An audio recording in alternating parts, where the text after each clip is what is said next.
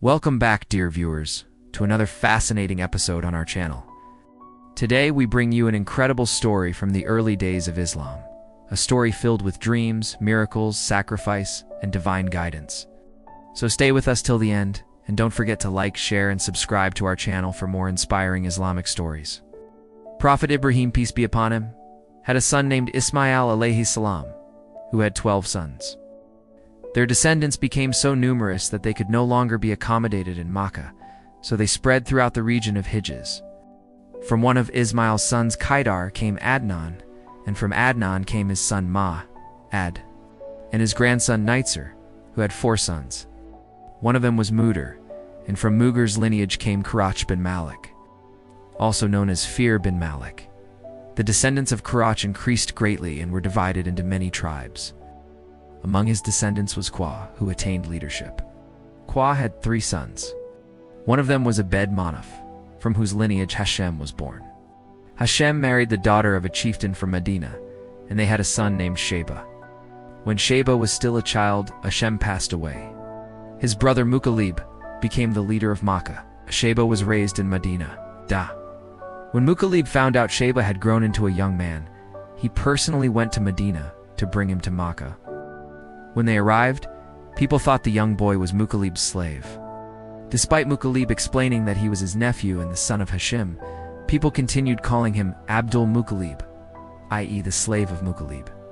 Hence, Sheba became known as Abdul Mukalib. Abdul Mukalib had several sons, including Abu Tilib, Kamza, Abuz, Abdullah, Abu Lahab, Warith, Zubair, Durar, and Abdur Rahman. Among them, Abdullah was the most handsome and righteous. From Abdullah was born our beloved Prophet Muhammad. Abdul Mukalib once saw a dream commanding him to dig the Zamzam well, the same well of Prophet Ismail alayhi salam. This well had previously been covered up by Mukak bin Amr, the chief of the Jurhem tribe.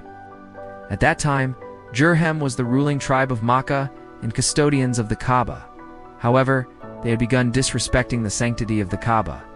Though Mukak bin Amr was a noble man, his people ignored his warnings.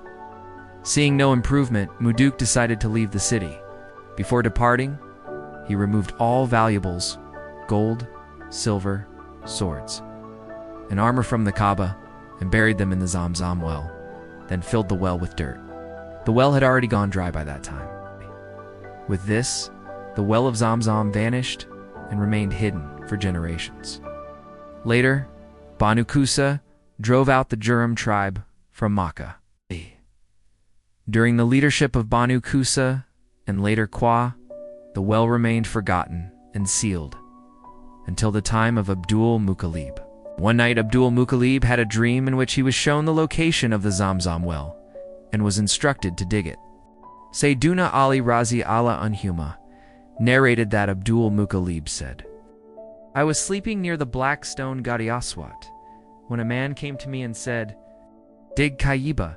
He asked, 'What is Tayyiba?' But the person went away without giving any explanation. The next night, that same person appeared again in a dream and said, 'Dig Bara.' I asked, 'What is Bara?' He again left without telling me anything. On the third night, while I was sleeping on my bed, that same person appeared once more and said, 'Dig Madnuna.' I asked, 'What is Madnuna?' But he left without explaining. On the fourth night, the same person came again in my dream and said, 'Dig Zamzam.' I asked, 'What is Zamzam?' This time he replied, 'Zamzam is the well whose water never dries up, which quenches the thirst of large groups of pilgrims,' Abdul Muttalib says. I asked him, 'Where is this well located?' He replied, 'Where filth and blood are found, and where a crow is pecking the ground.' The next day, Abdul Muttalib went with his son Harith, his only son, at that time, to the indicated location. They saw filth and blood on the ground, and a crow pecking at it. On both sides of the spot were 2 idols. The filth and blood were actually from the animals sacrificed for those idols. When all the signs matched what he had seen in the dream, Abdul Muttalib brought a pickaxe and prepared to dig. At that moment, the Qurak arrived and said, 'By Allah, we won't let you dig here. You want to dig a well between these 2 idols, where we offer our sacrifices?' Upon hearing this, Abdul Muttalib told his son Harith, 'Don't let them come near me. I will continue digging because I must fulfill the command I have received.' When the Quraysh saw that he wouldn't stop, they backed off. He started digging, and soon signs of a well began to appear. At that moment, they raised the cry of Allahu Akbar and exclaimed, "Look, this is indeed the construction of Ismail alayhi salam." When the Quraysh saw that Abdul Muttalib had discovered the well, they came to him and said, "Abdul Muttalib, by Allah, this is the well of our forefather, Ismail as, and we also have a right to it, so we will be partners in it with you." Hearing this, Abdul Muttalib replied, "I cannot make you partners in it. This is my task alone." Upon that, the Quraysh said, "Then we will dispute this matter with you." Abdul Muttalib said, "Let someone decide between us." They agreed to seek a decision from the soothsayer Kahina of Banu Sa'd ibn Hazam, who lived in the northern region of Sham, Syria. So Abdul Muttalib and the other Quraysh set out toward her. A group from the descendants of Abd Manaf accompanied Abdul Muttalib, while representatives from other Quraysh tribes also went along. At that time, there was a barren desert between the Hijaz and Sham, and there was no water in sight. During the journey, their water supply ran out. Everyone was severely dehydrated and began to believe they were going to die. They asked the other Quraysh for water, but they refused to give any. At that point, Abdul Muttalib decided to search for water. He approached his mount, and as soon as it stood up, a spring of water gushed forth from beneath its feet. Seeing the water, he cried out, "Allahu Akbar, God is the greatest," and dismounted. Everyone drank from the spring to their fill and filled their water skins. Then Abdul Muttalib said to the other Quraysh group, "Come forward and drink to your fill as well." So they also came and drank generously. After drinking, they said, "By Allah, O Abdul Muttalib, this itself is a divine decision in your favor. We will never argue with you over Zamzam again. The one who gave you water in this barren land will surely provide you with Zamzam as well. Let us return from here." In this way, the Quraysh realized that Allah had favored Abdul Muttalib, and there was no point in arguing with him or going to the soothsayer. So everyone returned. After returning, Abdul Muttalib resumed digging the well. Not long into the digging, they discovered wealth, treasures, swords, and armor, including gold and silver. Seeing this treasure, greed overtook the Quraysh, and they said to Abdul Muttalib, "Abdul Muttalib, we have a share in this as well." Upon hearing them, Abdul Muttalib said, "No, you have no share in this. You should follow the path of justice. Come, let us draw lots using divining arrows." They agreed to this. 2 arrows were assigned in the name of the Kaaba, 2 for Abdul Muttalib, and 2 for the rest of the Quraysh. When the lots were drawn, the wealth and treasure came out in the name of the Kaaba. The swords and armor came out in the name of Abdul Muttalib. The arrows in the name of the Quraysh did not win anything. Thus, the matter was settled. Abdul Muttalib decorated the door of the Kaaba with gold. Before the digging of Zamzam, Abdul Muttalib had prayed, "O Allah, make this digging easy for me, and I will sacrifice one of my sons in your path." Now that the well had been discovered, he received a command in a dream, "Fulfill your vow sacrifice one of your sons." Abdul Muttalib received this command at a time when he had forgotten his vow. In the first dream, he was told, "Fulfill your vow." So he sacrificed a ram and fed the poor. Then he had another dream, "Offer something greater." This time he sacrificed a bull. Again in the dream, the same message came, "Offer something greater." So he sacrificed a camel. Yet again, the dream came with the same message, "Offer something even greater." He asked, "What is greater than this?" Then it was said, "Sacrifice one of your sons, just as you vowed." At that moment, he remembered his vow, gathered all his sons and told them about it. All lowered their heads. Who would willingly offer themselves to be sacrificed? Finally, Abdullah spoke, "Father, you may sacrifice me." He was the youngest, the most handsome, and the most beloved to Abdul Muttalib. So, Abdul Muttalib decided to cast lots among his sons. He wrote down all their names and drew lots. The name of Abdullah came out. Now, Abdul Muttalib took a knife, held Abdullah by the arm, and laid him down for the sacrifice. As soon as the father laid the son down, Abbas could no longer hold back. He rushed forward and pulled his brother away. Abbas was himself very young at that time. On the other side, the father pulled Abdullah back. In this struggle, scratches appeared on Abdullah's face, which remained until his death. Meanwhile, the people of Banu Maxim arrived. They said, "Do not sacrifice your son like this. His mother's life will be ruined. To please your Lord, offer a ransom instead of your son." Now the question was, what should be offered as ransom? The method suggested was this. On one piece of paper, 10 camels should be written. And on another, Abdullah's name should be written. If the paper with 10 camels came out, then 10 camels would be sacrificed. If the slip with Abdullah came out, 10 more camels would be added. Then again, slips would be drawn, one with 20 camels, and the other with Abdullah. If the 20 camel slip came out, they would be sacrificed. Not, 10 more camels would be added. In this way, they would keep increasing the number of camels by 10 each time. Abdul Muttalib followed this process, kept increasing the camels by 10. Every time Abdullah's name kept coming out. Finally, when the number of camels reached 100, the slip with camels was drawn. Thus, 100 camels were sacrificed in exchange for Abdullah's life. Abdul Muttalib was now completely satisfied that Allah had accepted the ransom of 100 camels in place of Abdullah. He sacrificed the 100 camels near the Kaaba and did not stop anyone from eating them. All people, animals, and birds ate from them.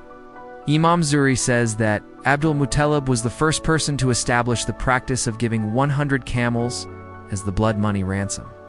For a human life, for that, only 10 camels were given. After this practice spread throughout Arabia and became a law. The ransom for a human life is 100 camels. When this matter was brought before the Prophet Muhammad, he confirmed it, saying that it was correct. And based on this, the Prophet said, "I am the descendant of 2 who were offered for sacrifice, Hazrat Ismail A.S. and Hazrat Abdullah." Hazrat Abdullah was the most handsome man among the Quraysh. His face was like a shining star. Many girls from Quraysh wished to marry him. Hazrat Abdullah was married to Hazrat Amina. Hazrat Amina was the daughter of Wahb ibn Abed Manaf ibn Zura. At the time of marriage, Hazrat Abdullah was 18 years old. Abdullah was going for his marriage along with his father. On the way, they passed by a woman sitting near the Kaaba. This woman was the sister of Waraka bin Nafal. Waraka bin Nafal was a great scholar among the Quraysh. His sister had heard from him that the last prophet of the time would soon appear. And one of the signs of this prophet would be that a light of prophethood would shine from his father's face. As soon as she saw Abdullah, this thought struck her. She thought he might be the father of the soon-to-be-born prophet. She said, "If you marry me, I will give you as many camels as were sacrificed for your life." To this, Abdullah replied, "I am with my father. I cannot do anything against his will, nor can I separate from him. My father is an honorable man. He is the leader of his people." Eventually, he was married to Hazrat Amina, among the women of Quraysh. She was considered the most noble in terms of lineage and status. Hazrat Amina came to live in Hazrat Abdullah's home, she narrates. "When I was about to become a mother, a person came to me, an angel in human form, while I was in a state between sleep and wakefulness, what we call a trance or drowsiness. He said to me, 'Do you know, you are going to be the mother of the leader of this nation and the mother of a prophet?' Then he came again when the Prophet Muhammad was about to be born. This time he said, 'When the child is born, say I seek Allah's protection for this child from every envious and evil being. Then name him Muhammad. For his name in the Torah is Ahmad, and those in the heavens and the earth praise him. The Quran, his name is Muhammad, and the Quran is his book. Al-Bidayah wa Nihaya.'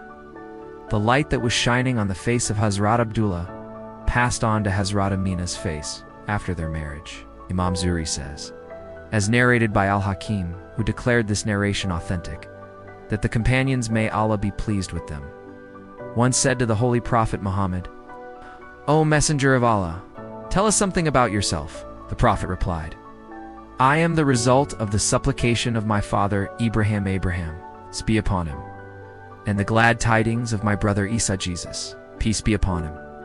And I am the fulfillment of good news. When I was in my mother's womb, she saw a light emerge from her, which lit up the palaces of Busra in the land of Syria. Hazrat Amina once said to Hazrat Halima Sadiya, 'This child of mine is truly unique. Even when he was in my womb, I felt no burden or fatigue at all.' Hazrat Jesus, peace be upon him, was the last prophet before Muhammad to give the glad tidings of his coming. This glad news is also mentioned in the Quran in Surah Asaf, where Allah says, "And remember when Isa, son of Maryam, said, 'O children of Israel, I am the messenger of Allah sent to you, confirming the Torah that came before me, giving glad tidings of a messenger to come after me, whose name will be Ahmad.'" Because Prophet Isa, peace be upon him, had given this prophecy, people across generations were eagerly awaiting the arrival of the final messenger.